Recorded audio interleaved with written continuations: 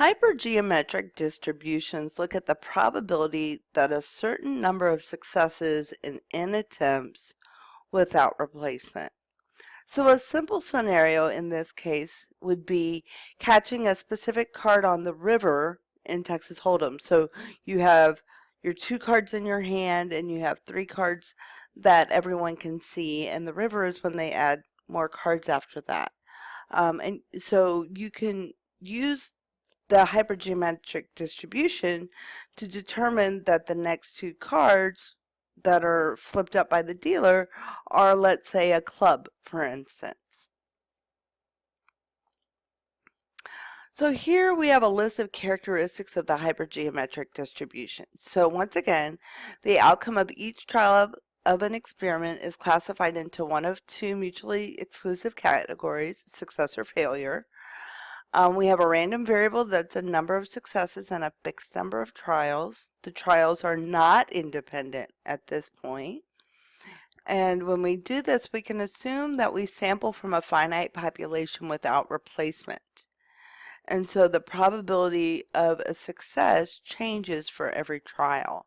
So the big thing with hypergeometric distribution is that you're sampling from relatively small populations without replacement. So here we're looking at Playtime Toys employs 50 people in the assembly department. 40 of the employees belong to a union and 10 of them do not. So 5 employees are selected at random to form a committee. What's the probability of 4 of the 5 belonging to a union? So remember, C is our symbol for combination. So we're going to look at the combination of X number of successes in our number of successes in the population, multiplied by the combination of n minus X. So n minus X is going to be our number of failures in our sample out of our population. And then we're going to look at the combination of the size of our sample or number of trials out of the size of the population. And so when we calculate this, we end up with a value of 0.431. So the probability of selecting 5 assembly workers at random from the 50 workers and finding 4 of them are union members is going to be about 43.1%. So this is another case of where those combinatorial formulas that we talked about at the very beginning of probability can become useful. Here's a table of hypergeometric probabilities for n equals 5, or sorry, sample size of 5 out of population size of 50 and as 40. So for the number of union members on the committee. This table shows the hypergeometric probabilities of finding 0, 1, 2, 3, 4, and 5 union members on that committee.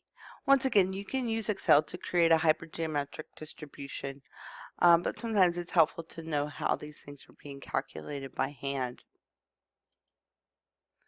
So the hypergeometric distribution is going to be very closely related to that binomial distribution. But the difference is that the trials are not going to be independent and the probability is going to change as you go from one trial to the next.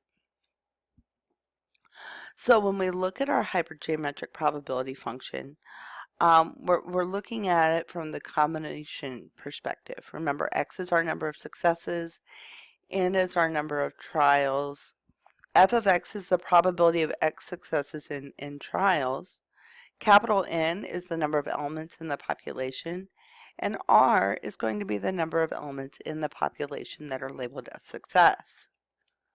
So using that formula, let's kind of break it down. Okay, so this portion right here is going to be the number of ways X successes can be selected from the total of R successes within your population.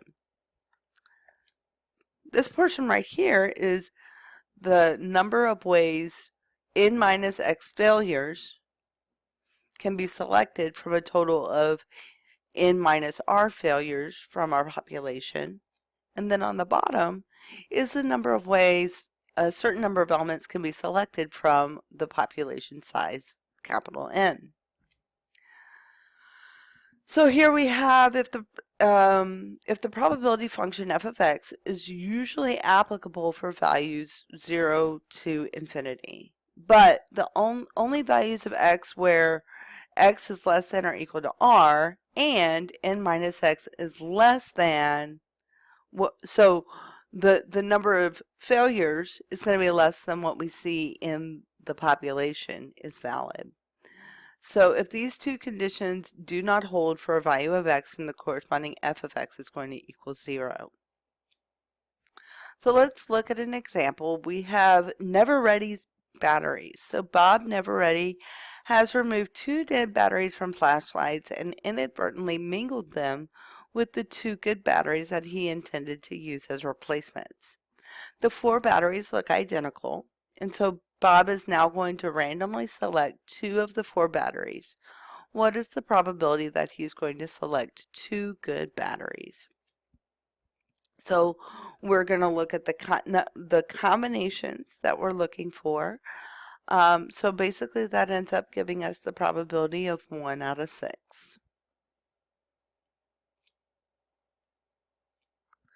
So the mean of a hypergeometric probability distribution is going to be our number of observations multiplied by our number of successes out of the size of our population. And then when we look at our variance, we're going to take our mean and then we're going to multiply by 1 minus r over n, and then multiply that by the population size minus the sample divided by the population size minus 1. So let's look at another example with Bob Never Ready's battery. So our mean on this is going to equal 1 because n was 2, our group sizes was 2, divided by our population size of 4. And then when we have our variance, we're going to have n is 2, r is 2, divided by n is 2, 1 minus 2 over 4, and then 4 minus 2 divided by 4 minus 1 gives us a value of 1/3. So we're going to consider a hypergeometric distribution with n trials, and then we're going to let p equal r over n denote the probability of successes for that first trial. If the population size is large, then the term population n minus sample n divided by population n minus 1 is going to eventually start to approach 1. The expected value is NP, just like we've seen on previous ones, with the variance being NP times 1 minus P. But note that these expressions for the expected value and the variance are of the binomial distribution. And remember, when the population size is large, we have a hypergeometric distribution can be approximated by that binomial distribution with n trials and a probability of success being P equals R over N. So using that frequency of our successes out of the size of our overall sample. So in review, we have random variables that can be discrete or continuous. Our discrete random variables can be a uniform shape. They can be a Bernoulli random variable. And Bernoulli random variables have their own distributions, which we did not talk about. They can be binomial distribution, Poisson distribution, or a geometric distribution. Our continuous random variables can be uniform, normal, or exponential. And there are many more distributions that we did not discuss, but these are the foundational ones that if you can get these and do okay with these, the rest of them you can kind of decipher out as you need them.